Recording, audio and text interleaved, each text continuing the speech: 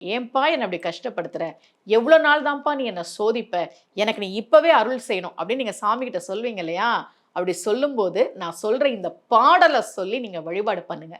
வள்ளலார் சொல்றார். ரொம்ப அழகான அற்புதமான பாட்டு. ஒரு குடும்பத்துல பையன அப்பா அடிச்சா அம்மா ஓடி வந்து எதுக்கு புள்ளைய அடிக்கிறீங்க அப்படின்னு கேட்பாங்க. குழந்தைய அம்மா அடிச்சா அப்பா ஓடி போய் எதுக்கு புள்ளைய அடிக்கிற அப்படின்னு கேட்பார். இது எல்லா வீட்லயும் நடக்கிறது தானே. வள்ளலார் சொல்றார், அம்மா அடிச்சா அப்பா காப்பாத்துவாரு, அப்பா அடிச்சா அம்மா காப்பாத்துவாங்க. எனக்கு எங்களுக்கு அம்மா அப்பா எல்லாம் நீதானேப்பா சிவபெருமானே, எங்களுக்கு எல்லாமே நீதானே.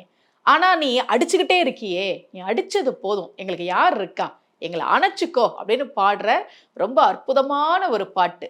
தடித்த ஓர் மகனை தந்தை ஈண்டடித்தால் தாயுடன் அணைப்பள், தாயடித்தால் பிடித்தொரு தந்தையை அணைப்பன், இங்கெனக்கு பேசிய தந்தையும் தாயும் பொடித்திரு மேனி அம்பலத்தாடும் புனிதனி ஆதலால் என்னை அடித்தது போதும் அணைத்திடல் வேண்டும் அம்மையப்பா இனி ஆற்றேன். சாமி முன்னாடி உட்காந்து என்னை அடிச்சது போதும்பா, என்னை அடிச்சது போதும், என்னை அணைச்சுக்கோ, இதுக்கு மேல எனக்கு தாங்காது. ஏன்னா அம்மா அடிச்சா அப்பா காப்பாற்றணும், அப்பா அடிச்சா அம்மா காப்பாற்றணும், எங்களுக்கு ரெண்டுமே நீதான், அம்மாவும் நீதான் அப்பாவும் நீதான். நீ அடிச்சுக்கிட்டே இருக்கிறியே தவிர காப்பாற்ற மாட்டேங்கிறியப்பா, என்னை அடித்தது போதும் அணைத்திடல் வேண்டும் அம்மையப்பா அப்படின்னு நீங்க இந்த பாடலை சொல்லி மனம் உருகி பிரார்த்தனை செய்யுங்கள்.